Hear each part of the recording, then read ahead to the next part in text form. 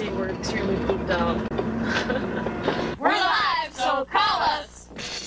Power 95 FM, it's Hollywood here along with Vixen. Say hello, you guys. Hello. Once they're in town, they promote the band in radio and print interviews and answer the same questions over and over again. Power 95. How do you guys feel being an all-female rock band in a male-dominated rock music industry? Power 95. Yeah, what do you guys think about the stereotype that women, you know, can't be rock and rollers? It's not true. Yeah, obviously we're not a big fan of that. Maybe Vixen doesn't attract groupies in the classical sense, but their fans are dedicated. I would walk through fire and brimstone to get here if I had to. I'm in love. I'm here, so. What do you think of the music? Do you check out the music, or do you check out the ladies? Oh, they're great instrumental players. They got great voices and everything, but they're also hot. Sex sells. Yeah, that's what it is. That's sweet. If they're selling sex to young men, they're selling hope and ambition to young women who want to be just like Vixen one day. We love them. Tell me why you think they're so terrific. They're female rockers and they've got balls. A lot of people say that women can't play heavy metal. They don't know what they're talking about. How about you? What do you think of the music? I think it's great. See, we're going to be in a band, and it's like they inspire us more because a lot of people out there say girls can't do it, and they prove that they can. The best man for the job is a woman. How much pleasure do you get out of inspiring 13, 14-year-old girls? That's great. That is so cool.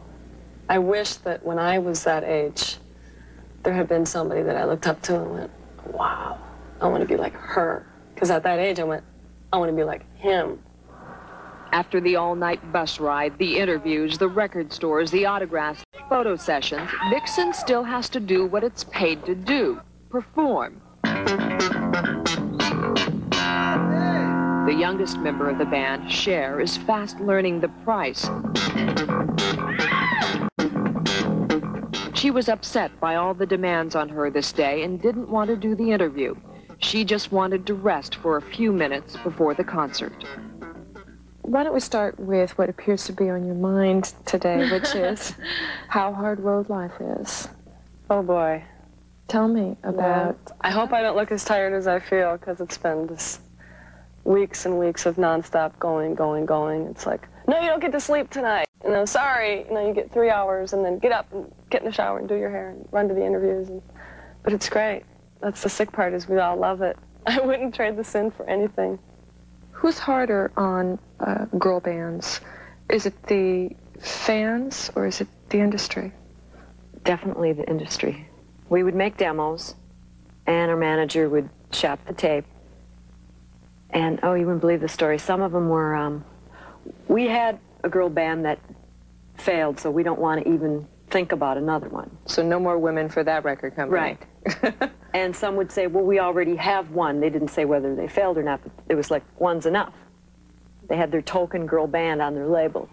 And token is what these women refuse to be. That's why the band's New York concert is so important. They have to dazzle their own industry or they'll be marked as lightweights. They have to impress the heavyweights and the bigwigs at a post-concert party. No, you have to get this.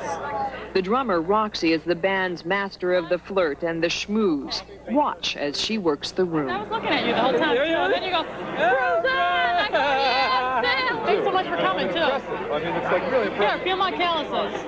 Great! Thanks for coming. All right. He's pushing me. He's making me leave. Nice talking to you. We'll take a picture after. Okay. Smile for the camera. Say sex. Journalists also schmooze, and in doing so, I overheard someone whisper that Vixen's debut album had not gone gold, even though EMI presented the band with gold records.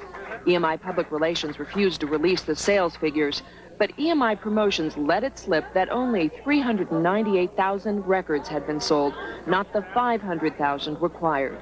EMI later explained it anticipated that the album would go gold and went ahead with the publicity photos. But also, look closely at the credits on the album and you'll see that Vixen did not write most of its songs, which raises the question, just how good are they? A review of the album by Yale alumnus and Spin Magazine's senior editor, Joe Levy. I think it's a pretty good record as records go, but why isn't it great? Because it doesn't sound that passionate. Something might have gone wrong in the studio. It sounds a little dulled. It sounds a little looted out. They should write more of their own songs. I mean, they just should. Because they do basically a better job of sounding like they're having fun on their own song than they do with the songs that guys out there gave them.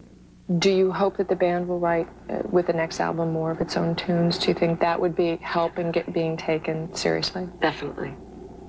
Yeah. I hate even talking about the way that it worked out on this one. Mm-hmm. But definitely next record we'll have a lot more of our own material.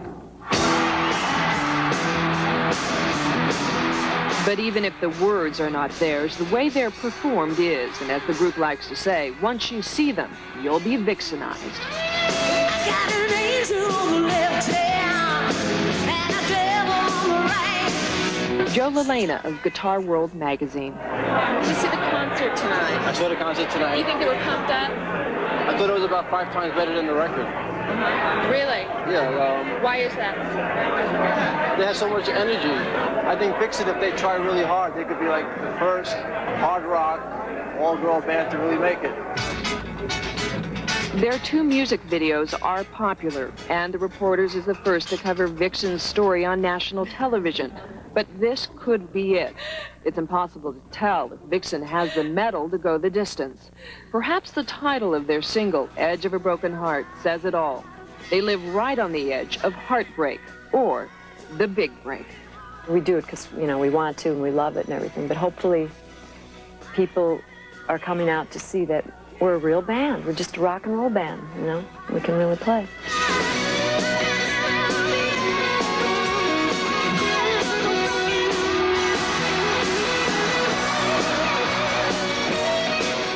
Vixen will tour Europe and Japan, and then the band returns to the U.S. in March. By that time, it hopes to be popular enough to play to sold-out arenas across the country.